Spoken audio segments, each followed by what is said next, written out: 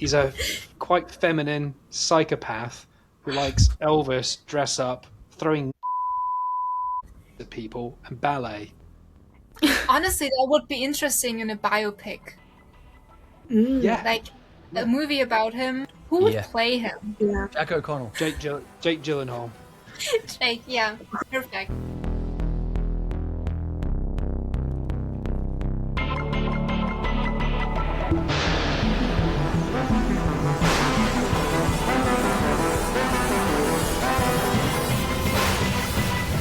Rage Whale.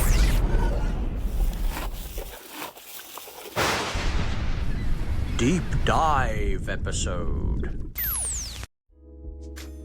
Today's episode is about the man of the moment, Ryan Gosling. We do a deep dive on his personal life and his career, starting from the Mickey Mouse Club in 1993 all the way up to Project Hail Mary, but starting with his personal life, his traumatic and crazy and unbelievable upbringing, which made him the man he is today. Also joining us today on this conversation is BrokebackCathy from Austria and Nicole, otherwise known as FilmFatale1000 from LA. Let's get into it. Oh God, what? Yeah, you're the host Yeah, now, Rage Whale. You can You're the just do host. that 5 seconds before. No, it's fine. Hi. Who are you? Who are you? Hi. I think she's winding us up now. So, all the way from Vienna, we have for you today, BrokebackCathy. Introduce yourself. Hi. Hi. Is that all you're going to do? No, hi. Okay. Yeah. Okay, cool. Glad we got there. And all the way from LA, or that area-ish, FilmFatale1000, we have Nicole with us. Introduce yourself, Nicole. Ooh. Do I just also say hi? What we should have done is give you an envelope of words you can use. You've both used hi now. Well, we'll have more from them later, or sporadically. Fantastic. So, and again, Kathy has on her Rage Well t-shirt. Fantastic choice, might I ask. Yes, so today we're going to do a deep dive on someone who is obviously making a big impact this year. Makes an impact every year when he's got a film out. But we're going to talk about Ryan Gosling today. So I've got like some facts and interesting stuff about him. So we'll talk about like, his personal life, his upbringing a little bit, and then we'll go into like his discography. So you guys jump in with opinions and stuff like this. I'll like lay out a few bits and bobs and interesting bits, and then we can just chat about them. But if you've got anything better or you want to add, then obviously jump on in. But I take it everyone's familiar with him and has seen many films. The Canadian hunk. And I think you guys are going to know more than me about a lot of stuff, especially his early career with the sort of romancy stuff. I still haven't seen some of those, but I do want to. But okay, let's begin. So Ryan Gosling, just to give you a little bit of background on him, he was born in 1980, so he's older than all of us, and in Canada. And from the age of 13 is when he kind of started doing acting from like the Mickey Mouse Club in 93 and 95. But also he was in TV programs like Are You Afraid of the Dark and Goosebumps. Have you guys ever seen those? I haven't seen those. No. Drew might have. He's the only one old I'm enough. just nodding. Yeah. He was in Young Hercules as well, if I recall correctly. Yeah, I think, right, when I get to his, like, childhood, that's what I was saying before in the previous thing, he's done some mad shit. But, like, his first, like, big film was Remember the Titans with Denzel Washington in the year 2000. I don't remember him in that. He must have been a very small part. He's worked with some seriously big actors on his way up, though. Yeah, that's the one thing I did notice about his discography. Every film he was in, there's someone really quite big bouncing off him as well. But like on his personal side of things, I mean, there's lots of stuff we can talk about from, his first major film of his own part was in 2004 with The Notebook. But before that, did you guys know that he's a musician and he's a singer? Obviously, we've seen him in Barbie, but have you guys heard any of his stuff? No. Like he makes like solo music? Yeah, like actual solo music. And I was trying to find some the other day, and I think, see if I can make this play. There's going to be By an ad. himself or like with a band or something? He did solo stuff, and then he was in a band, and his band was called Dead Man's Bones, and that was in 2009. But he was doing stuff before that, and he's got a song. It's a rubbish title. It's called "Put Me in the Car." Is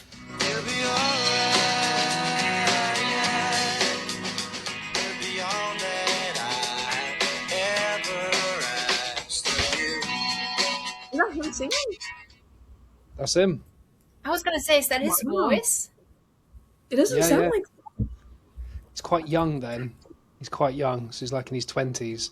But he's in a band that you can get on Spotify as well, Dead Man's Bones. Wow. So it's quite interesting that he had a career doing, well, not a career, but he had quite a path doing that, which is why it's good, like when he's in, because he sings in quite a few stuff, obviously, doesn't he? Because obviously La La Land and...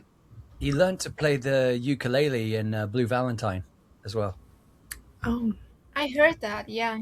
Yeah, that's an incredible film. And he does he puts on a funny voice because he says I have to sing funny when I sing, and then because he's trying to make Michelle Williams laugh, and yeah, I think they were together for almost 2 months on set to try and create that kind of relationship to make it believable. But Derek Syrian France said, I want you to both meet at this location, and we're not going to tell either of you what your special skills are, and the characters are going to reveal their special skills, which is what they do in real life, but as the characters for Blue Valentine. I can't hype up Blue Valentine enough. Like, if you guys haven't seen it, it's an incredible film, absolutely incredible. Have you guys seen it? I've not seen that one. I haven't. Bits and pieces, never a whole movie. Blue Valentine is incredible. Because I was going to say, because when we talked about Project Hail Mary very briefly, when it does kind of jump back in time for the narrative. Blue Valentine does the same. So it's like it's the couple's relationship that's intercut between flashbacks of their past when they're falling in love, and then moments in the future when they're falling out of love potentially, and then it's like who's to blame, and like the kind of rocky road sad. of love. Yeah, and it's funny because when it came out on Valentine's Day, and all of these like young couples were like, "Oh my god, let's go watch this together," thinking it's all going to be lovey, and it is not lovey in any way. It is like the pain that love can bring, and yeah, Derek Syrian France is a genius, and it's a very powerful, poignant story about love, trying to hold on to love, and yeah, the kind of difficulties and complexity of love, I guess. That was beautiful, Drew. Thanks, man. But I've got loads of blind spots of films as well. Like, there's loads of stuff that I think I should have seen, but I just haven't. And again, I think it might be that the age that came out when I was younger, and probably as a young stereotypical man not wanting to see a romance film, wanted to go and see the action film or something maybe. But I want to see those films now. Okay, so the interesting thing I found about his personal life, I don't know if you guys know any of this stuff. I was reading it, and I've heard a couple of little tidbits in some of these conversations and premieres and stuff like that, but I didn't realize to this extreme. So it's quite sad, to be honest, his upbringing. His parents separated at the age of 13. That's not particularly sad, that happens, but he had an older sister, and they both stayed with his mum. And what he says is that the experience credited him as thinking like a girl. That's what he says, verbatim what he says. He kind of was not brought up as a girl, but he was brought up in a feminine household and was slightly feminine himself and kind of embraced that. So was brought. I think that's why he does so well in sort of these roles where he works with women. You know, you get some people you can tell are misogynist or alpha males and stuff, and Ryan Gosling visually you think he should be an alpha male or something, and he's not. He's so sensitive and understanding, and I think he's. Do you know? Am I talking shit? Do you know what I mean? Like he's got. Well, it's like two feminine, one masculine. Like I was saying that to you the other day, that I feel like I'm quite like that. Not that I'm saying I'm like Ryan Gosling, but that sensitivity element of not being like caveman misogynist. We're more listening, understanding, well, respectful. I'd like to think, rather than just What should be normal, but exactly. Yeah, you shouldn't get a medal for not. Yeah. But again, I think, especially back then, because he's basically our age, a little bit older. So back then, when he was younger, if it was a man that was more on the feminine side, he might have been bullied, and then in fact, he was. So it says here that he was bullied until the age of 15 constantly, and had no friends until that age. He didn't get a first friend until he was 15 years old. He used to start fights. He was an aggressive child, even though I just thought he was quite feminine. This is when he was younger. This is when he's becoming proper teenager, and all the hormones are throwing around him. So he ends up starting loads of fights, apparently to impress girls. And this is the psycho bit. This is, if you heard this about anyone else, this would sound almost unforgivable. But because it's Ryan Gosling, we knew he grows up and becomes a nice guy. But in the first grade... Just a quick message to thank you all for listening to our show, whether it's through Spotify, Apple, or YouTube. If you are enjoying, why not follow, click to subscribe, and leave a 5-star review. Also, a reminder to follow us on Instagram and TikTok for fun clips from the show. We love and appreciate your support, and thanks for sharing us with friends. This helps us to grow, improve, and continue creating. Now, back to the conversation. Nicole, can you explain to us what first grade is and what age you are? Because we have different systems over here. Oh. You're like 6 to 7. 6? Oh, that's when he's that young, right? Or like... Shit. Psychopath. Or then, 7 to 8. It's just around that range.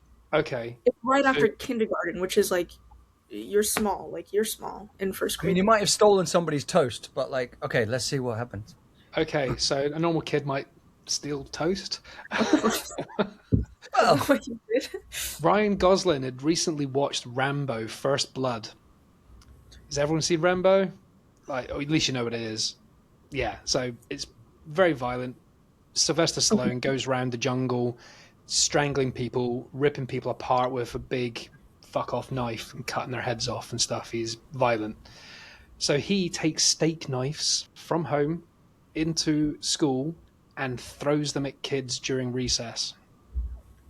What? At the age of 6? 6 to 8, whatever that age would be. Wait, Whoa. hold on. Where did you find hi, that? guys. Here we go. Hi. In the Factmobile, Wikipedia. You just real? copied the entire Wikipedia page? No, I found from lots of different sources. Don't you worry. But Did it yeah, get the kids? I'm guessing he's not in prison. He's all right. I'm sure the kid was fine, or the handle hit him, or he's not a very good throw. Wow. Yeah. Oh my I god. thought, when I heard that, I was like, this is insane. He was suspended, shockingly, and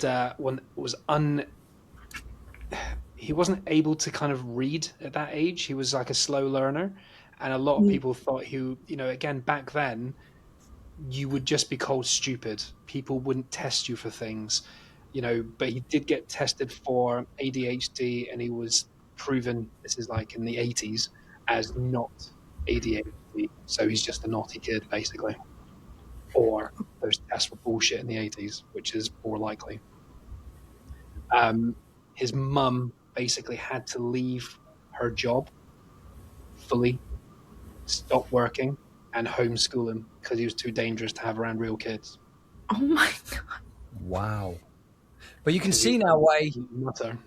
you can see why he has that edge though, where he can tap into that edge in like Drive and Place Beyond the Pines, and like he can Yeah. When he say, goes dark, he's Yeah. believable. you really believe him. Like he's like a swinging pendulum from like comedy into sheer kind of terror. Like you're like, wow, he's When you think Barbie to Drive, where he's like this Yeah. lovable doofus, even though he's physically built, to Drive, where he's literally stamping on someone's head and caving their head in an elevator. 100%. It's the extreme difference. So yeah, it's kind of worked for him.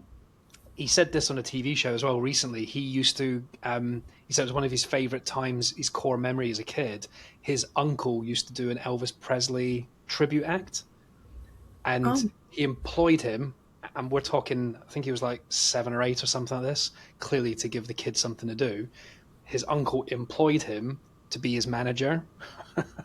So he got a little suit from a little gold suit for Ryan Gosling to wear as a child, to follow his uncle around and pretend to do stuff. And that's where he learned how he started doing things like ballet and dance and stuff like that. Wow. So this kid is all over the place. Wow. Like, That's important. for the last 2 minutes, can you pinpoint what this kid was like in real life? Like, what the fuck are we hearing here? He's a quite feminine psychopath who likes Elvis, dress up, throwing knives at people, and ballet. Honestly, that would be interesting in a biopic. Yeah. Like a movie about him. Who would Yeah. play him? Yeah. Jack O'Connell. Jake Gyllenhaal. Like, yeah, perfect. Yeah, we need a kid, a nuts kid, and then someone his own age playing him. And as we found out, Jake Gyllenhaal's the same age. Oh yeah. Exactly, pretty much. Yeah, so, that was the other thing as well. So I think he didn't understand who he was. I think there's so much change going on in his life, he doesn't understand. He said that he actually changed his accent because his Canadian accent was too friendly. So he forced a different accent, which was the beginning of him going into make-believe and wanting to be an actor and stuff like that. But He changed didn't his want to sound friendly? Was that to be more intimidating? to be more intimidating, be more masculine. Because I think he was just like a little squeaky kid, you know. Wow. Maybe that's why he joined the Mickey Mouse Club. Sound appropriate. Hiya, Yeah. guys. So yeah, as I said, he dropped out of school. So yeah, he got taken out of school for his bad behavior, and then as he got older, when he got to 17, he left school to start acting. And he started acting by he went back to the Disney thing, became a Mouseketeer. Three Musketeers. Can anyone tell me who he was a musketeer with? We're back to quiz time. Does anyone know? It's a famous person? Justin Timberlake. Justin Timberlake. Oh, He still credits as a fairly close friend, even though they don't talk that much. They still message each other when they have projects out. Britney Spears. Britney Spears. Sorry. What? And the one that Genie in The the other Bottle. one. Christina Aguilera. Christina Aguilera. Britney Spears. It's 4 points to Drew, baby. So Britney random. Spears, Christina Aguilera, Justin Timberlake. They're all the same age, running around, wow. dressed up as Mickey Mouse. A lot of pop singers and then Ryan Gosling. A mad mix. The good news was there was no steak knives on set, so it was absolutely fine. Yeah, so it's quite a random upbringing, I think, because we've done a few little deep dives into like actors and stuff, and there's some interesting points, but generally it's quite A to B. You know, I thought Gary Oldman was interesting because he had a crazy ex-wife that tried to put him in prison for abuse when he didn't do anything and stuff like that. That was quite interesting. But other than that, some of the deep dives, the early years are quite mundane. But I think he had, I don't know if it was traumatic. I think he just didn't know what to do with himself. I think he wasn't a school kid. He needed to do acting, needed to do something else to occupy his mind. But yeah, his first job after leaving for acting was at the age of 18. As Drew said earlier, he moved. I mean, this is quite brave. Moved all the way to New Zealand to do Young Hercules TV show. That's mad. And he gets teased for it all the time. I've seen him have you seen him on like Jimmy Kimmel and stuff like that? He gets teased for this 50 young episodes as well. Like that's But some why? serious. just I because he haven't looks seen silly. it. I think So. it's worth a little Google because it's funny. He just looks like a young Brad Pitt or something. Just looks like a blonde child. I mean, he's made some seriously controversial and really kind of quite poignant, like The Believer as well, when he plays the young Jewish guy that joins the Semitic philosophy, like, and he starts to kind of try and The what philosophy? the anti-Semitic philosophy. Oh, that's when it becomes a Nazi. Yeah, the KKK. Like, yeah, it's. I mean, that's quite a role and a half to kind of portray as well in that place. Well, does everyone know that he's actually directed a film as well? No. So it didn't go down very well though. But he did a film called The Lost River in 2014. It's been classed as fancy noir. I'm gonna look it up. That was during his, when he was doing a lot of stuff with, oh God, what is it now? I will look up, man. Get your words out. Get your words out, man. I take it everyone knows as well about his kind of partners and relationships as well, because he's, in 2007. Let's have a look. No, sorry, 2005 to 2008. That's when he starts dating Rachel McAdams. What was the film? That was The Notebook, wasn't it? Oh, Yeah, he yeah. actually with her? Yeah. Yeah, for 3 That's why years. this was so realistic. Yeah, did you see that clip on what was that? They got the MTV Awards for the best kiss or something. Yeah, and they reenact it. Oh. She sprints at him and like rugby tackles him, basically. But what's funny about that story, though, they didn't get on very well, like during the audition stage of The Notebook, and they were kind of like getting annoyed with each other because she thought he was a little bit arrogant and he thought she was a bit of an idiot, and they're like, they are not good. This is not going to work. And then gradually, as they were making the film, they fell in love with each other during the making of that film. That's very sweet. Yeah. It must be weird for actors because unless they're like integrating a lot at the beginning, they all must come across as arrogant, surely, because you got to be on as that role. As soon as you're off, you kind of want to go to your trailer and decompress and be ready for the next scene, unless it's a more relaxed vibe. Yeah. The guy I was talking about was Nicholas Winding Refn, yeah. From Drive.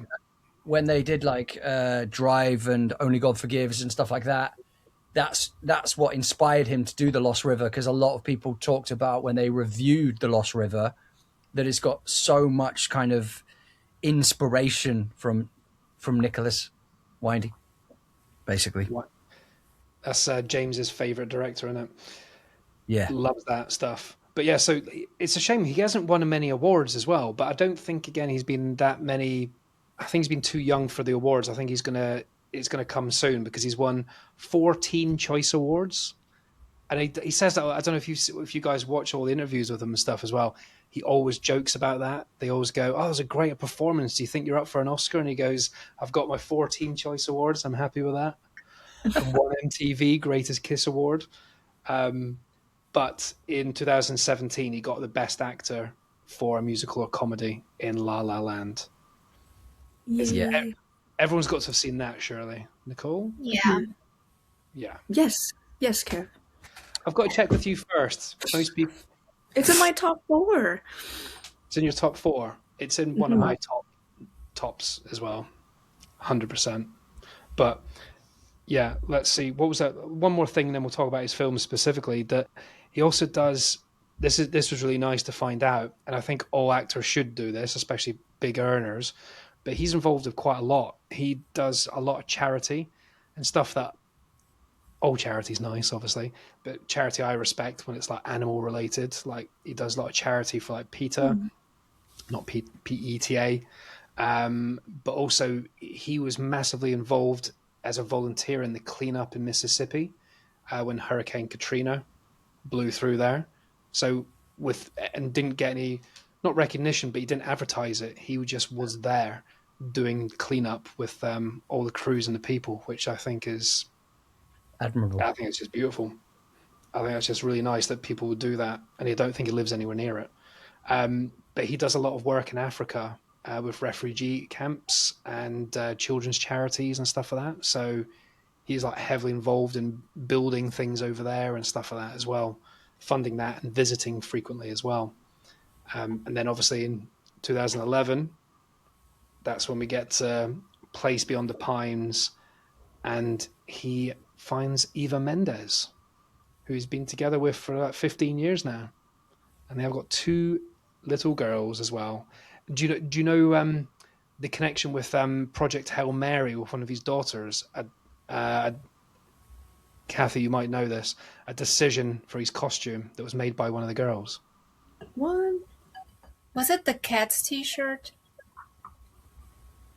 Might have been as well.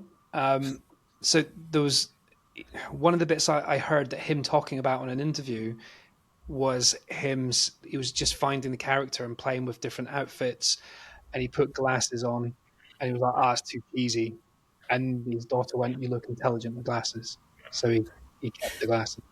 Yeah, he kept doing different things with his glasses. Yeah, And that then wasn't... he just wore them all over the place, basically. Yeah, just like on his neck, just because his neck needed to be protected from the sun, Yeah, there you go. Yeah. So yeah, just in case I need to see my right elbow on occasion. Yeah. So ultimately, he's a interesting character, weird, interesting, beautiful man, and I think he'll go far. I think he'll do all right, won't he? What's the first film? What's the first film that comes to mind when you hear his name, guys? What's your kind of favorite film you'd think from him?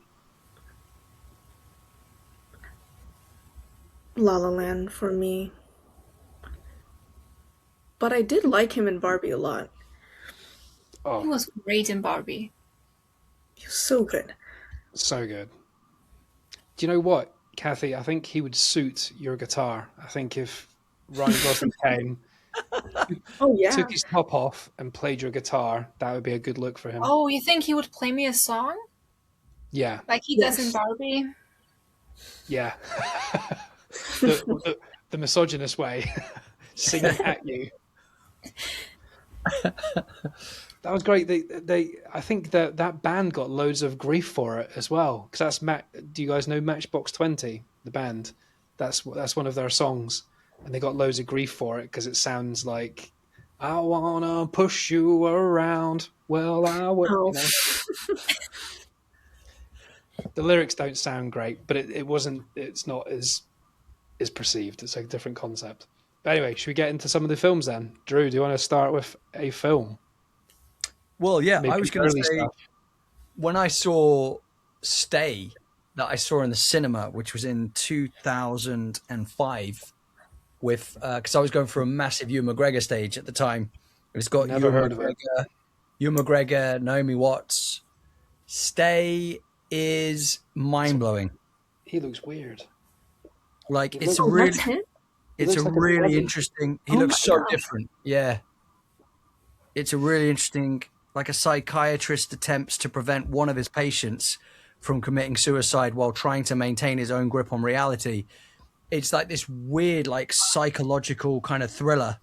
It's also got the late Bob Hoskins as well. Like it's absolutely mental. But this is the thing. With Ryan Gosling, he gives like 110% with every performance. Like he's kind of one of the main characters in this, but like he just gives everything to the roles that he plays. But I can highly recommend Stay. It's I was very, just very checking, and it has a 26% on Rotten Tomatoes. Hey, look, Not everyone agrees. you've got to give things a chance. You've got to give. No, yeah, I things get a that. chance. It's fine. I was just saying, interesting. That's fine. Those people might not know what they're talking about. This is the problem. If you don't have an IQ, but you can go on Letterboxd or Rotten Tomatoes, anybody can throw shit from the side. But once you're in the arena, that's where it takes real cojones. To throw shit. No, it doesn't take cojones to throw shit. Anyone can do that. It takes cojones to step into the ring. IMDb says it's 6.7, but all the reviews are 8. A mixed pot of stew, apparently. It's a wonderfully executed masterpiece. More about the journey than the destination. The most underrated movie of 2005. So, yeah. There you go. We were talking about hidden gems, ladies and gentlemen. Yeah. Is everyone apart from me seen The Notebook? Yeah. I have. Not. Okay. Me and Nicole are cool then. We haven't seen it yet. So The Notebook is heartbreaking, Kathy, right? Yeah. Kathy, tell me about it. Tell me why I should watch it. Sell it, Kathy. Sell it. There's this one scene where he's asking her what she wants, and she says it's not that simple, and that line delivery, that's honestly reason enough to give it a watch. I've seen there's a whole movie around this scene, but I'm just saying, if you need a reason. Ryan Gosling's character also makes every man feel so inferior because he builds her a fucking house. Like she's like, I want a house. He's like, cool, man. I'll just build you one. That's and every the man's like, the fuck. So yeah, it's quite amazing. And also when he hangs off the ride to try and get her attention to go like, should we go on a date? He's like, you gonna kill yourself? He's like, yeah, but he hangs on like this kind of like Ferris wheel while she's on this Ferris wheel with this other guy that she's on a date with. He's hanging in front of her and he takes one arm off like, you want to go out with me? You want to go out with me? It's like, it's so intense, man. It's so clever. So what is it? Is this a rom-com? Is this a romantic? Is this a No, drama? it's a romantic. It's a romantic drama. There's not much comedy in it. Drama. It's heartbreaking because also, again, surprisingly enough, it does jump cuts, narratives to them in the future as very old couple, and then it jumps flashback to how they met each other, and I think you'll cry, man. Look, dude, if you liked Hamnet and you cried like a baby, this is gonna make you cry. Does it have a sad ending? I think it does a bit, yeah. I think so. I'm not always in sad romance. I think it is. I think it is kind of sad. Kathy, is it sad? I can't remember. Well, yeah, I did cry, but I cried all the time. There is a notebook in it, and it's waterproof, I think. Yeah, I did cry. But I also cried during Project Hail Mary.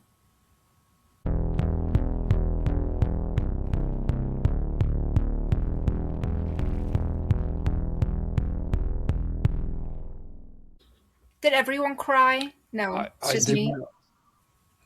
I cried. I cried. Well, I was trying not to because I didn't want to ruin my makeup, but I was like tweaking out of my chair. Tweaking? I thought that's like a dance. Yeah, there's definitely a few moments towards the end where I was a little bit like, don't guys, the bit that got me, if we're going to just jump into kind of Project Hail Mary, is when he says, I'll watch you sleep, but you better wake up. And I was like, yeah. I was like, that arrow to the heart, guys. I was like, the guy next to me was crying from the beginning when nothing sad was happening. I was like, what's happening? End of the book, probably. He was upset about the children. The children talking about the son dying. Maybe. I was saying to Drew as well. There was the guy that wrote the book said in an interview that they didn't use half of the quote. Like they've got loads of Rocky quotes. I found them on Google as well. There's like loads of quotes from the book. Obviously, Kathy, you'll know them. That weren't used in the film that are just as funny, if not funnier, than what we saw in the film. But I think if they did that, it would be like a 4-hour-long film. I think it was meant to be as well. It is 4 hours. Yeah. Guys, director's cut, man. I'm there for it. 4 hours? 4 hours. Oh my gosh. That's longer than Lord of the Rings. Yeah. Well, it's already 2.5. It was already a long film. I didn't feel long until the 7th ending, and I was like, this might be a long film. but it But it wasn't was still bad. very good. I Yeah. enjoyed all the endings. I was like, oh, that's a good Wait, ending. Kev. Oh no, shit, something's gone Did wrong. you enjoy Every the ending Beatles was drop? wonderful. The Two of what? us. Oh, When they started playing the Beatles, I mate, freaked out. when the Beatles Everyone came freaked out on, outside of the He lost his times. shit when and the then the Beatles. Rockets. It's like, oh, Yeah, I was like, but that's the thing. Like, that's what again me and Drew were chatting about. Like, the Beatles don't license their songs very often, and no one buys them because they're horrendously expensive. So they would have spent a large chunk of their budget on that one song. That would have cost over £250,000, maybe £500,000 for that 40 seconds of song. good But song so though. perfect. Yeah, that's why you don't hear the Beatles in anything. They just don't. No one's got the budget to pay them, and the Beatles deliberately don't want their stuff, watered down and all over the place. They want it to be special. So yeah, I thought that was. No way would I ever expect that. But apparently, that was a big decision that they wanted that specific song for that. Is that in the book, Kathy? Obviously, the song's not in the book, but are they named the Beatles, the Rockets? Or? Aw. This is what I was going to say. When you watch it a second time, in the background on the wall, it says Beatles, and then it has, I think, their And names. it's spelled wrong. It's spelled double E, so it doesn't cause any conflict as well. Bruh. Yeah.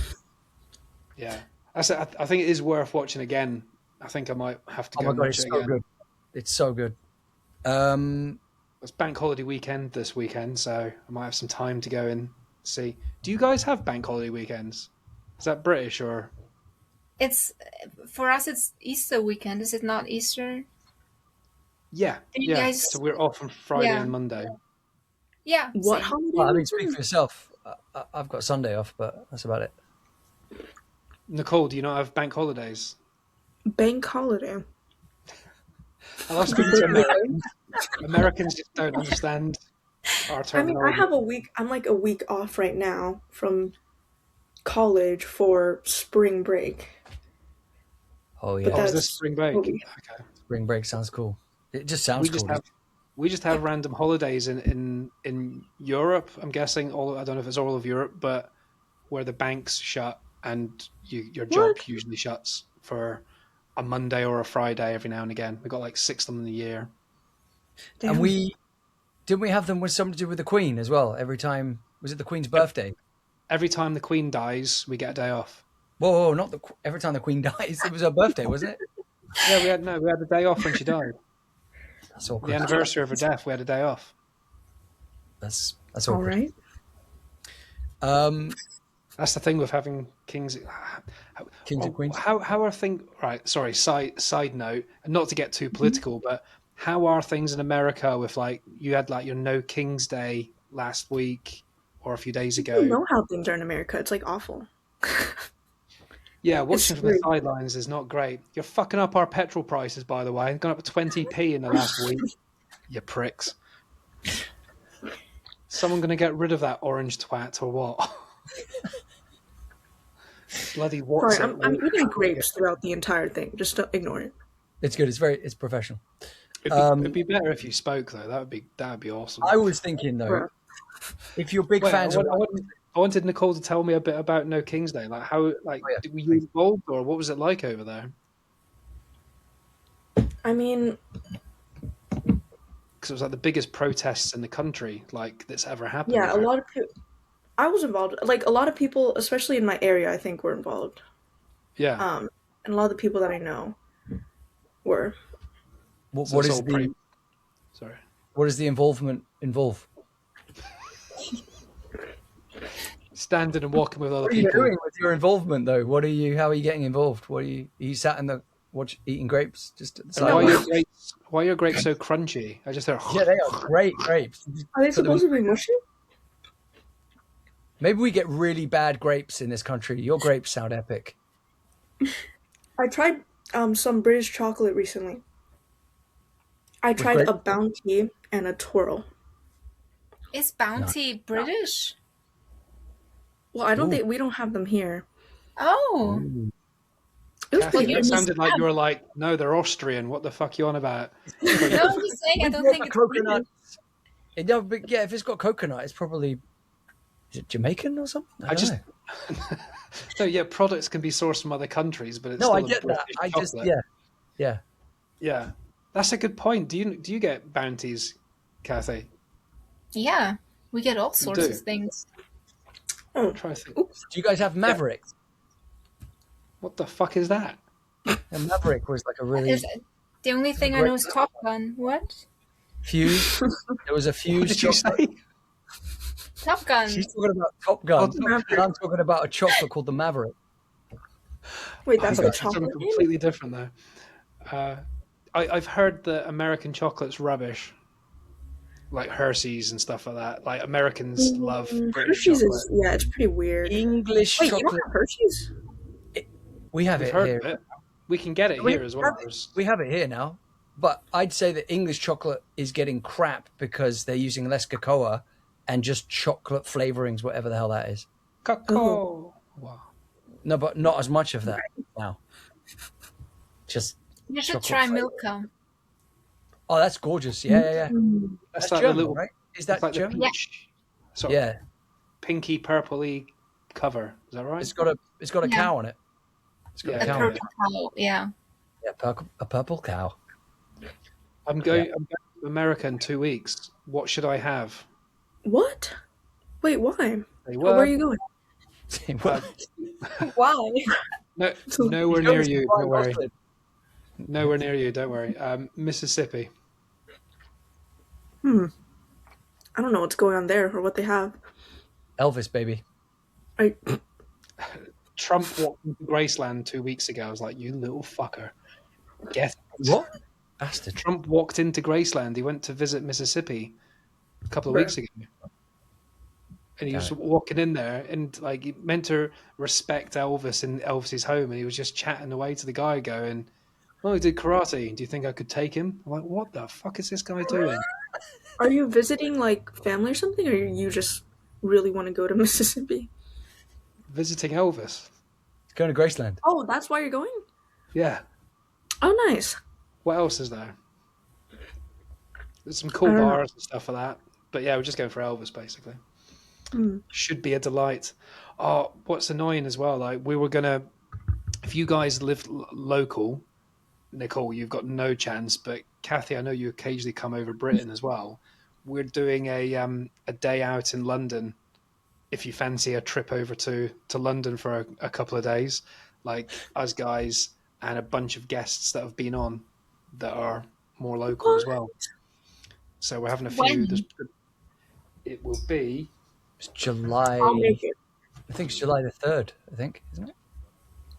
correct. Yeah, July the 2nd. 2nd. So Thursday, July the 2nd to Friday, July the 3rd. I want to go. Come Should we go? over. Okay, I'll get started right now. You bring the grapes and yeah. If you start swimming now, you should be there by Yeah. July. Yeah. Yeah, we've got a few people joining us that have been previous guests and stuff like that, and just a bunch of friends and stuff. So just hanging out for the sake of it. Go see some filmy stuff around London and all that sort of shit. Just to have a little fun day. So if you're around, I know it's a big trip for you, but I felt rude if I didn't let you know anyway, just in case. That's very Anyone sweet. listening wants to join us, give us a shout. Just show up. Just Just show show up. up in London and we'll find you. We'll just drop a pin where we are, and then any weirdo can come join. Perfect. Perfect.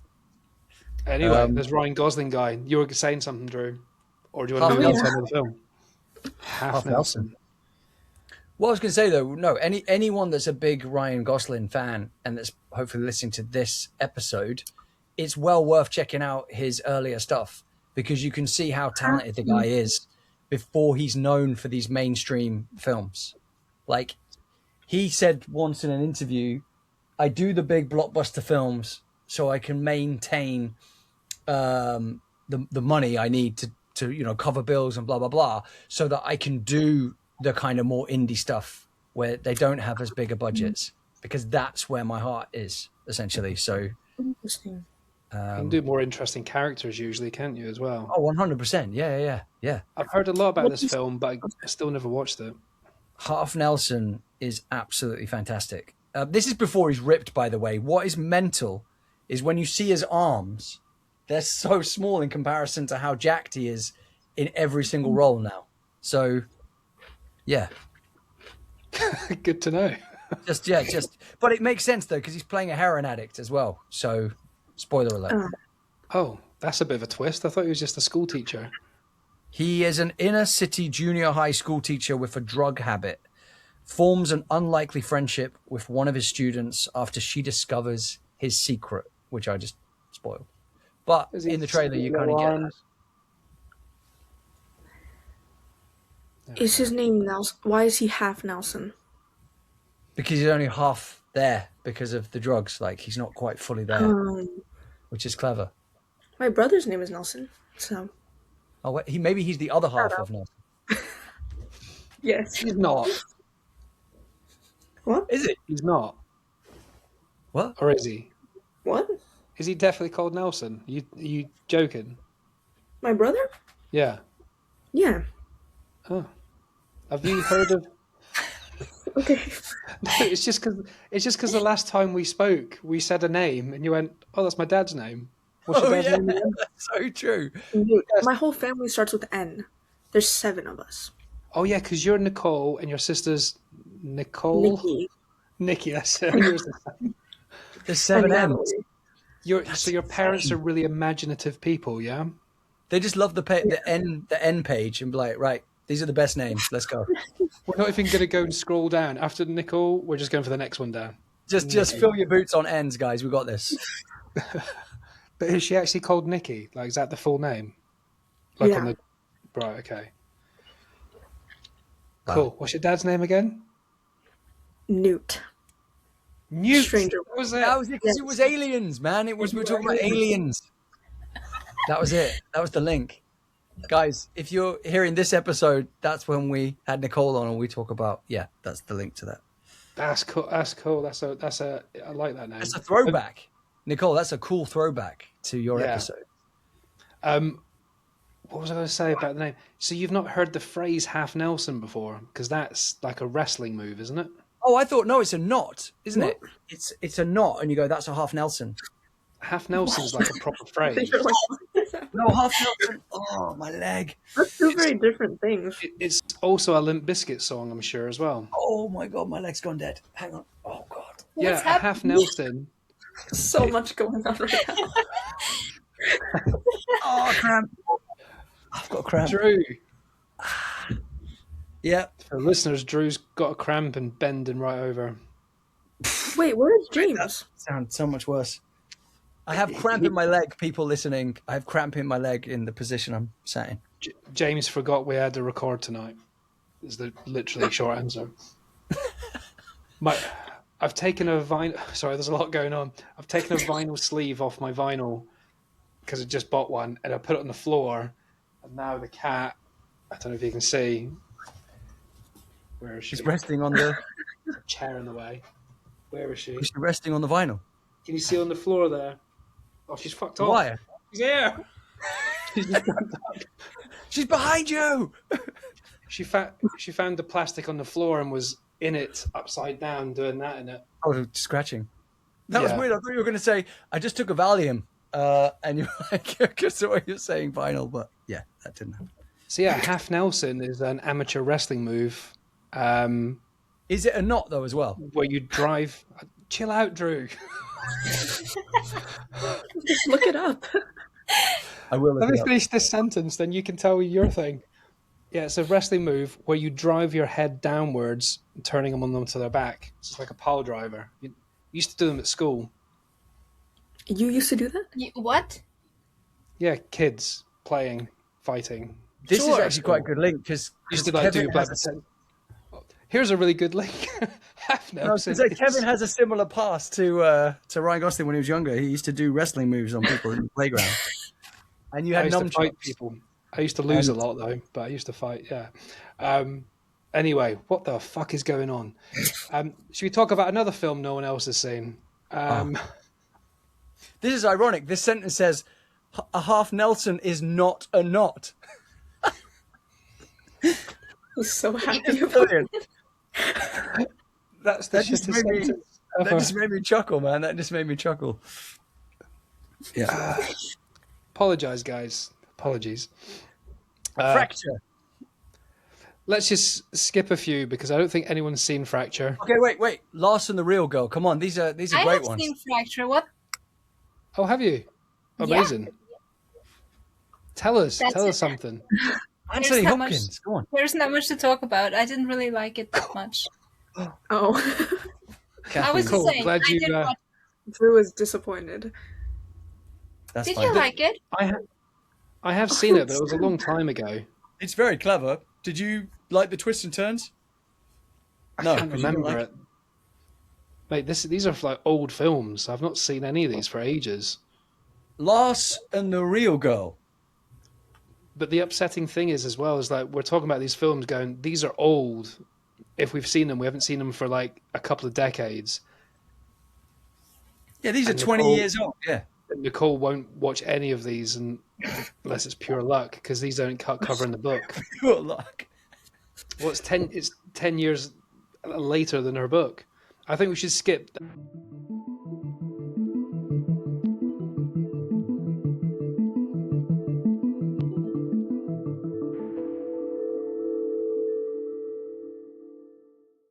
I've never. Has anyone seen Lars and the Real Girl? All I'm saying is for any of the listeners that are big fans of Ryan Gosling, you've got to go back to the origin. You've got to go back to the beginning ones to see how good he is prior to all Oh my of god, these mainstream that ones. does not look like Ryan Gosling. Who the fuck is that? Yeah, that's Ryan Gosling. He looks What? not chubby, but just not, let's say, not toned. But it's called Lars and the Real Girl, and its title is A Delusional Young Man Strikes Up an Unconventional Relationship with a Doll He Finds on the Internet. I'm sold. That In sounds what good. way? It's a dark comedy, romance, psychological drama, if that That's helps. interesting. Told you, it's a fascinating story. And it's a feel-good and touching film. That Feel sounds good. really inappropriate when you mention sex doll. No one said sex, Drew. That's just on you. It is a plastic blow-up sex doll, though, I think. Okay. Okay, I was about to ask her, is it just a doll? Like, just like a toy doll? I think that's what's really strange. Like a cabbage Like- patch. It's the idea that he'd prefer to spend time with this doll than any other woman because people try to get him on dates, but he's a bit of a recluse and he doesn't understand like how to communicate with people, and he enjoys the time he has with the doll. Not like that. Is it Conversational. like modern day incels then? That seems prominent in today's world with the manosphere and stuff like that. Maybe, yeah. Not like her, but Maybe that's like a how doll. Andrew Tate and the other guys started off with dolls. Oh. Yeah, her, Joaquin Phoenix, that was a good one. Similar sort of vibe. Yeah. With AI, I guess, to a degree. Yeah. Well, we talked about Blue Valentine. That's got to be on Yeah, our that's true. to watch. I gather by your reactions earlier. Have you, Kathy? Have you seen Drive? Yeah. Yeah. What's your thoughts on that? Because that, I think, is one of the big ones. Oscar Isaac is in it too. Yes. There you go. I actually wanted to ask you because in the email you sent with the link for this recording, you said Ryan Gosling deep drive, and I thought it was that intentional? Jesus. That's dyslexia. My Was it? arguments for not having dyslexia are really running dry I mean, now. I aren't thought they? it was funny because I thought it was fitting as well. You thought it was a Oh, play yeah, on words. no, I'm just pure comedy. That's what it was about. I'm So it having to have wasn't a look. intentional. It's got Kerry Mulligan in it. It's got Kerry Mulligan in it as well, and Bryan Cranston, Albert Brooks, Christina Hendricks, Ron I Perlman. believe you, Kathy, but I just had to check my sent items because I didn't. I believe you, but I don't believe me. And yeah, you're right. I did put deep drive. No, I'm so that's so sorry. good though. It's a clever play on words, though, dude. I think, yeah, just I thought you Enjoy were titling this episode just Ryan Gosling deep drive for like the podcast episode. You should have just pretended you meant to do it, Kevin. Yeah, totally meant that. Credit. Literally a poet and didn't know it. Yeah, that's bad. I did not think I did that. Thank you for pointing that out. I would never have known that. That's cool. You could have said it afterwards, but why not do it on the record? That's absolutely perfect. Yeah. I said before, like Kev, quick occasionally question. I mix up words, and like it's only this podcast that's made me realize it, because my partner Sadie says it to me all the time. She goes, "You said this." I was like, "No, I didn't," because I clearly know that I'm going to X. And she's like, "Well, you said Y." I'm like, "No, I didn't. My brain said X, but obviously I've got no proof that I actually said Y." And in this podcast, I listen back occasionally. I'm like, "What the hell am I saying?" Algebra. I know the actor I meant, but I've said a completely different actor with the same first name or something. It does my head in. So, yeah. What's it like under the bus, Kev? So, advice to anyone listening: if you want to get diagnosed with things, just record yourself chatting, and you find out you're a muppet. Do a podcast. Yeah. Sorry, Drew, you were going to say something. Was it about Drive? Well, no. Drive. Well, it's connected to vehicles. I was going to say, what's it like under the bus? Cool. Thank you. Thank you. Comfortable. Did you have anything to say, Kathy, apart from attacking me? I was She did not it in a very attacking loving you. way. She was joking. asking In a very loving way. No. That was yeah. I wish it was true. I wish it was deliberate. Yeah. But that I think that must have been the first film I saw Oscar Isaac's in. I think, yeah, same. Because it was like It's 2011. been forever, but I really liked it. I need to rewatch. Because It's been so long. he plays a bit of a nasty man as well, Oscar Isaac, and he plays it well because it's like not brutally bad guy. He's just like controlling, isn't he? Well, it's like he's under duress though, because he doesn't. It's like he doesn't want to do the job, and that's why Ryan Gosling's character's like, "I'll do the job for you." No, I mean, but when he's like basically abusing his wife and his kid, and Ryan Gosling takes them away from him. Oh yeah, the Kerry Mulligan. Yeah. Of course. Yeah. I get you. That side of things. Yeah. Behind the doors of like domestic kind of But Nicole, I think that is definitely out of today one of the bigger recommendations for you to watch is Drive, because that is cinematic, and there's like 10 sentences said in the film, well maybe more, but there's not a very wordy film. It's a very visual, it's just cool as fuck. It's a cult classic, isn't it? And like the soundtrack is just banging. Yeah, it's sick. It's really good. Ryan Gosling has just got, what's a word the kids are using today? Aura. Is that what the cool kids say? Sorry, kid. That was good. Well, What are the cool words now, Nicole? What are the cool words? aura is a real word for old people too, but it's No, I think you nailed that. What are the cool words now? the answers are automatically not cool. Brilliant. Crazy Stupid Love. Yeah, boy. And Have girls. we all seen that one? Yes. I haven't seen it. I was gonna watch it the other day on Netflix, and then my mom was like, "You have a dentist appointment," and then I had to leave. I never watched it. Crazy That was Stupid so Dentist. I thought she was going to say something important there, like don't watch that, but like dentist. No. You've still got Netflix. Watch it tonight. It's like what 12 o'clock where you are, isn't it? It's like 12, 1 o'clock ish. You should definitely watch that. Like it's just pure comedy, and Ryan Gosling's really like slick in it as well. It's crazy stupid good. And it's got Steve Carell and is it Emma Julianne Stone's in that Moore, one? Julianne Moore, Yeah. Emma Stone, Marissa Tomei, and I wanna Kevin see Bacon. it. It's the prequel to La La Land, basically. I love Emma Stone. Yeah, she's awesome. The Ides of March. Anyone? Anyone seen it? Guys, No. guys, No. it's so good. It's directed by George Clooney.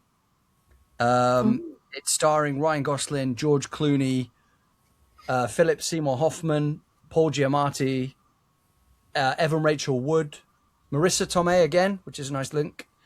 See, Jeff I love. Wright. Oh, go on. You don't have to tell us the entire cast. But I just want people to not feel left out. There's no such thing as small parts or small Yeah. actors. But fine, that's fine. But I think with those sort of films, they are really good, but they just you watch them and then you're done. I think No, but big what? Ryan's performance again is fucking brilliant in it. I mean, he doesn't phone anything in. There's no bad performances. There's bad films like Gangster Squad. That was rubbish. Fair. And Only God Forgives is on the cusp of, depending on how you think about it. But The Place Beyond the Pines is probably the next.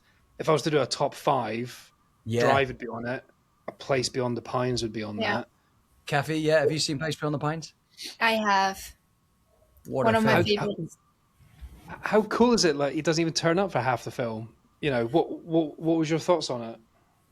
It's been so long since I last watched it, but I remember it was very early on when I really started getting into cinema. And I was so amazed by this film. And so I keep remembering it, even though I haven't watched it in forever. But I should watch it again. Do you want to know a really cool thing about this film that links Derek Ciaran-France and Ryan Gosling to this movie? Yes, please. But who are they? So Derek Ciaran-France is the writer and director of Place Beyond the Pines, who also did A Blue Valentine. So this is their second outing together. Derek Ciaran-France said, "I'm writing this film about a guy that's going around robbing banks, basically." And he says, but he does it in this particular way. And then Ryan Gosling was saying, "This is how I do it." And then Derek Ciaran-France goes, "No fucking way. That's exactly how the character does it. He rides a motorcycle, then he rides it into the back of a van, and then they shut up the van and then drive in a different direction to kind of throw the police off." And then he's like, "What are the chances of you thinking exactly like the character?" And he's like, "That's the character I wanted you to play." And it's fucking brilliant, basically. But it's another one of him being like a lovable rogue, isn't it? Oh yeah, Because like even in Drive, only a couple of years before, he's still like this kind of he's a handsome guy, but he's like it's just this skinny young man. Basically, he's nothing special. Whereas Place Beyond the Pines is when he gets the guns out. That's when he does some sit-ups, and he's like jacked with loads of tattoos and stuff like that. And obviously meeting Eva Mendes as well. And that film is so good because what I loved about that is when you watch it for the first time, a bit of a spoiler for you, Nicole, but not really. It's like a film of 2 parts. Like he's on 3 parts. Yeah, 3 parts. But he's the main guy on the poster, and he doesn't appear until like an hour and 20 minutes in. No, you're getting confused, dude. Is it the other way around? Yeah, he's in it. He's in it. Who's at the end then? It's Bradley Cooper. Bradley Cooper. Okay, it's Bradley Cooper's story the last 40 minutes, isn't it? Yeah. Because he's the cop. Yeah. And he's a corrupt cop as well, if I remember. Like, no, he's the good guy. He's trying to get out from the corrupt cops. Ray Liotta's the corrupt cop.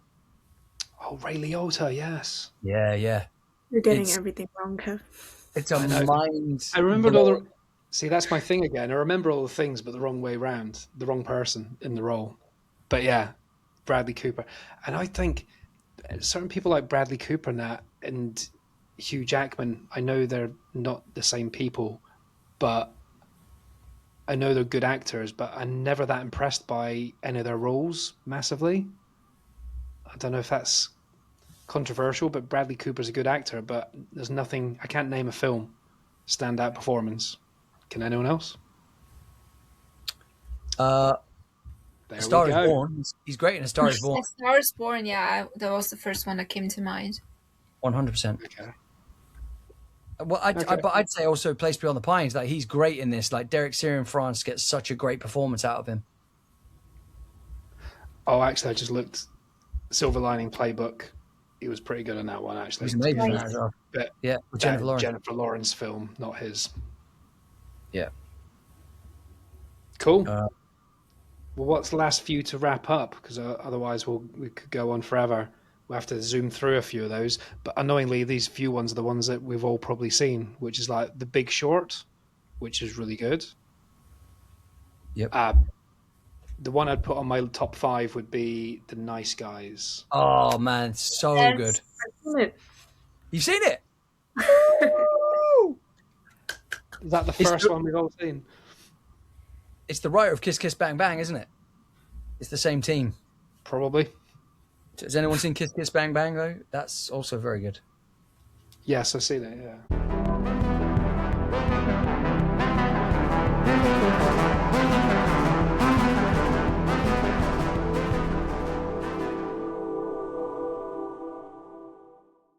That's with Robert Downey Jr. and Val I Kilmer. don't know what it is. I don't know if it's because Ryan Gosling's around everywhere at the moment, but I keep getting Nice Guys quotes on Instagram. I don't know if it's just me or other people have seen it. It's making the rounds again. It really is, yeah. It's becoming a cult classic. Yeah, it's been great forever. I watched it again late last year, and it is just still, because everyone keeps banging on about it. They're wanting to do a sequel to it. I'd love if they did that. He is so funny in it though. Some of his choices are so fucking funny.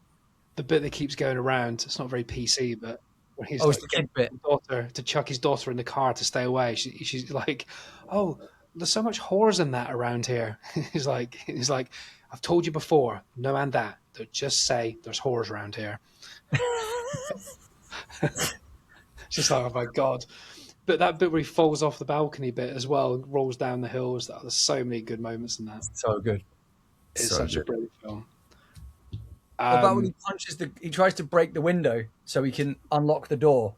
He breaks the window and he cuts a vein, so he's like holding it and he's like bleeding and then just passes out when he just tries to open the door. So good. His comic timing is absolutely genius in it. But it wouldn't work as well if it wasn't for Russell Crowe being there. Russell Crowe really kind of... Yeah, he's the deadpan one. But it wouldn't be funny without his reactions and stuff like that. Yeah, he plays it straight. I think the next big ones, the other one that would be on the top 5 would be the La La Land, obviously. Like Nicole, I fully agree with you. I think this has got to be in my top, maybe not top 4, but top 10. I think I can go and watch this any day of the week. Also one of my favorites. What's your favorite parts of it, you guys? What's your favorite like scene or set piece? Because there's so many good dance sequences. I know, I'm trying to think. Really good comedy moments. And again, it starts off so strong, and then it just keeps going. So I don't really know if there's a favorite moment. Yeah, that big scene. I thought I was going to hate the film. When the opening scene, I thought, I'm going to hate this. Because again, as I said a million times, I don't like musicals really.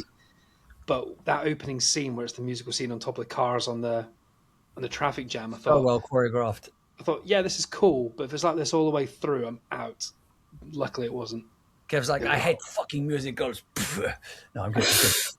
I do not like joy. But it's so much going on. Don't you like the scene in the where he's playing the piano and he's got the camera just whipping back and forth? Oh, yeah. What about the split ending though as well? So you've got the version of what it would have been like if they'd been together, and then the version in reality of how he gets his ending, but they're not together. Like, it's such a clever kind of duality. Yeah.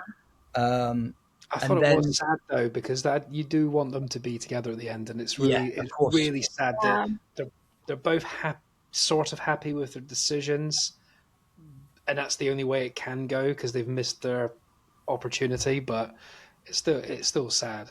And that music just stays in my brain rent free, man. I don't listen to many soundtracks, but I listen to the La La Land soundtrack quite a lot. So good. But the colours of the film, everything about that film. And did you love that recently on social media, Ryan Gosling fixed the floppy hand? Yeah. Rocky. That was genius. That was absolute genius. He's been moaning about that for a decade. I like the bit where she auditions Emma Stone. You know, where they said, "Tell us anything, just tell us a story." And she talks about her grandma, and then she sings this beautiful song, and then the whole thing transitions into her whole career kind of just changing.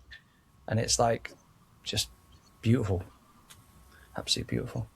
I tell you what, when we're finished this, I'm probably going to go and put that on while I do some editing. La La Land, baby. Yeah, genuinely could watch that a million times. And I think he has a flat line after that film, though, because, again, you might disagree, but I thought Blade Runner was rubbish. Oh, how dare you, man. It was, I couldn't finish. I finish every film. I finish crap films because I'm a completionist. I like to finish it. I was so bored, I turned off. How dare you. Okay, you didn't watch it in cinemas. No. See, that's your problem. Yeah. Because you wouldn't have walked out. You wouldn't have. It's Denis Villeneuve, man. It's amazing. The world he creates is mind-blowing. Like, I watched that yesterday. I watched that yesterday. It was absolutely incredible. You need to watch it again. Come on, try. I love it. Not going to. Yes. It's so bad. It was so bad. You cut me deep, man. You cut me deep. The people are going to hate you, Kev. He's going to get hate. He's going to get hate mail on this one. He's going to get hate mail on this one. The original was such a classic, and even the original, if you watch again, is probably not as good as you remember it, but it's still a great film. No, it's still a good film, but it's not as good as you remember it. That's for sure. Kev, you're definitely going to get hate mail from the Blade Runner people. Rage Will loses 50 followers. All right. No, I'm kidding. That's a big impact for us, though. That's like that's huge. That's half. That is a section. But Kathy, you said you're not a massive fan of like sci-fis and stuff, which is why you were surprised to enjoy Project Hail Mary so much.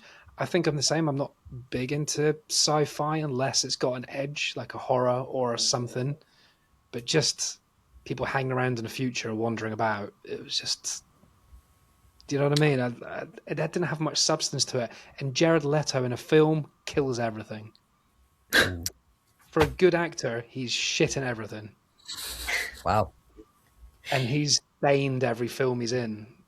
And it's a shame. Ryan Gosling is so good in Blade Runner. He really is. And he's having the worst day of his life every day. Yeah. Anna de Armas? She's amazing in it as well. Anna de Armas. Anna de Armas. Yeah. I thought you might be on my side, Kathy, but okay. Oh, dear. Then you will know. Are you excited for June 3 then? I am. Yeah. Who isn't? Yeah. Nicole. Kev isn't. What's happening on June? I was just watched.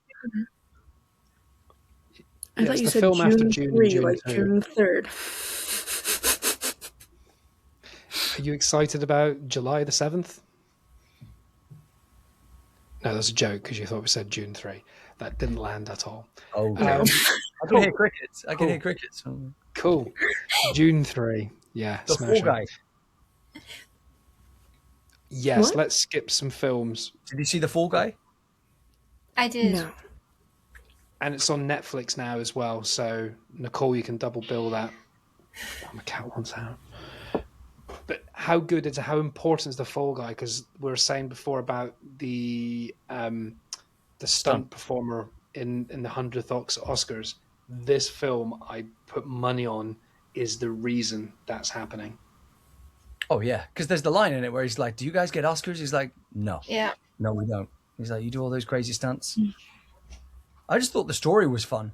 And again, Ryan Gosling has that wonderful kind of charm and great comic timing, as per usual in The Fall Guy. And his kind of chemistry with Emily Blunt just works so well. Like it's great. And she's hilarious as well. I think they had a good double team. Especially it was straight after Oppenheimer and Barbie, and then those two. How Genius. weird is that? That was but yeah, no, I think Fall Guy was really good, and I watched it. I'm not trying to diss things, but I watched it. I bought it on Prime, and me and Sadie watched it, and it did not hit as much at home. So maybe that's backing up, Kathy, your point about Blade Runner, but it wasn't. Fall Guy fell a bit flat. The comedy moments did really well, but the action sequence didn't seem as cool. But in the cinema, incredible. Awesome. But definitely recommend that. Wouldn't be on my top 5. I'd probably slot Barbie in there maybe if I'd room. Barbie and Hail Mary, I think. Yeah. But like you said about Barbie, Kathy, as well, I think that's the film that has skyrocketed him. He's obviously been popular and done loads of great stuff, but I think Barbie is a new stratosphere for him. That's what pushed him higher. The whole I am Knuff thing, or generally just people saying that the best character in Barbie was Ken. Yeah. Yeah.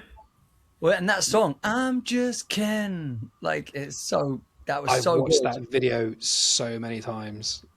So many times. And then he did it at the Oscars, and everyone lost their minds. It was that so video good. as well of him performing, just where everyone's cracking up. They just can't take him seriously. And I think he's struggling to take himself seriously as well. So fucking good. So good.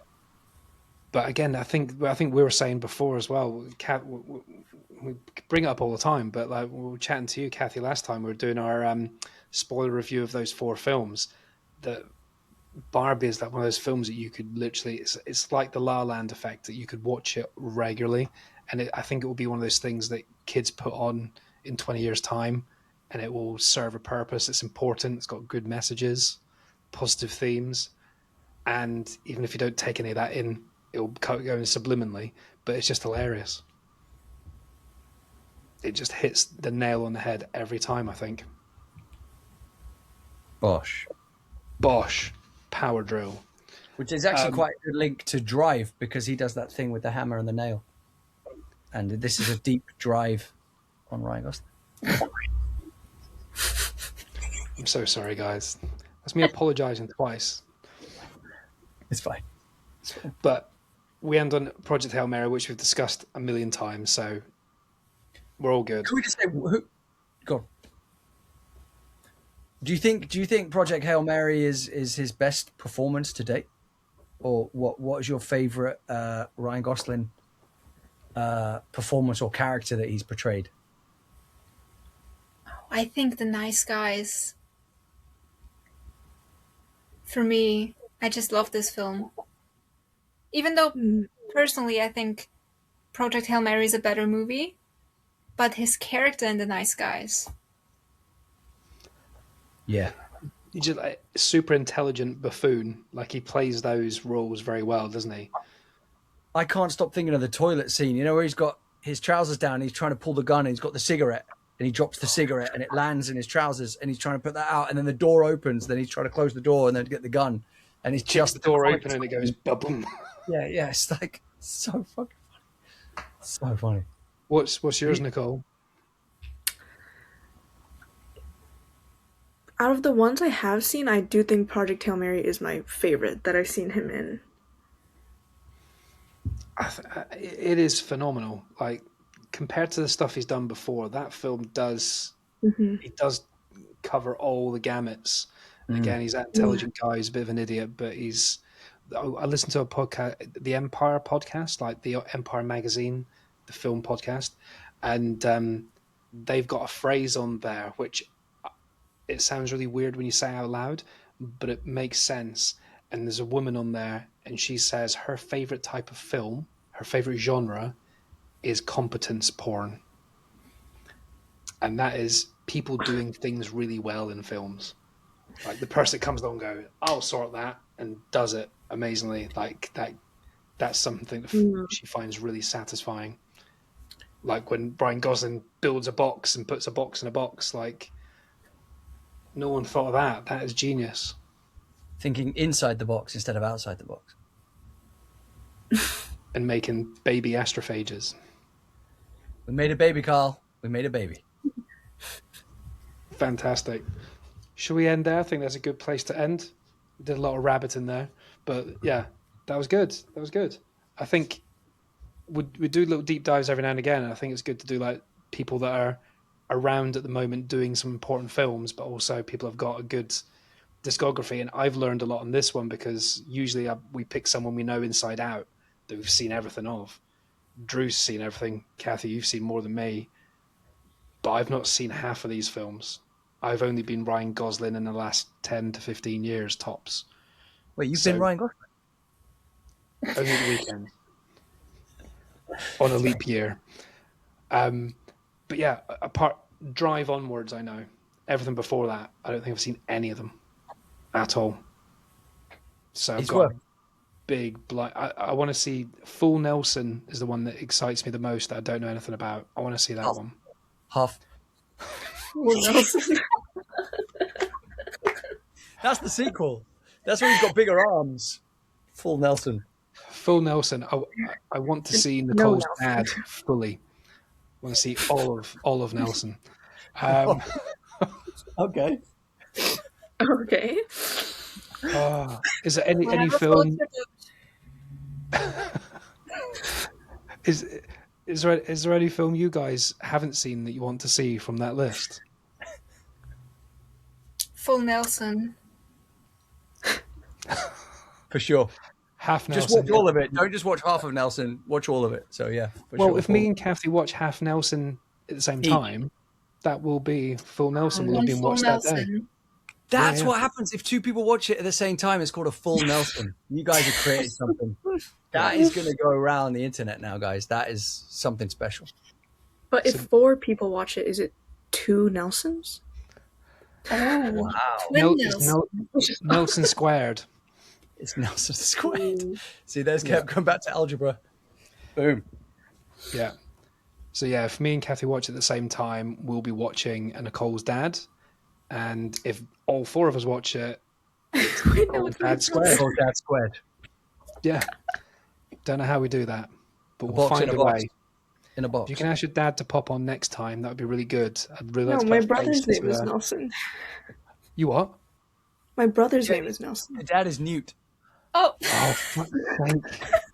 You were like, 2 half Nelsons are going to become your dad. I was like, wait, why? That made even less sense. Okay. Oh, wow. I don't know how old your brother is, so I'm not going to say anything weird. So I'm going to stop talking now. It was funny when it was your dad, but when it's your potentially young brother, I don't want to say anything.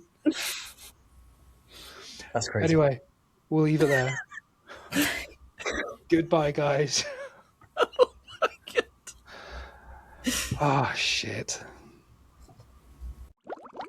This has been Rage Whale. Thanks for hanging out with us. We hope you had a whale of a time.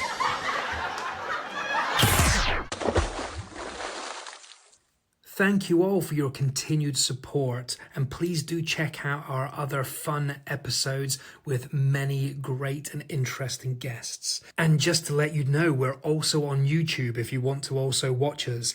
But do give us a follow on Instagram and TikTok, and we'd love a cheeky 5-star rating on here if you had a moment. And if you do want to support us further, we do have merch. The links are here and on our socials. It's ragewhale.tmill.com. Thanks for listening. Have a great day.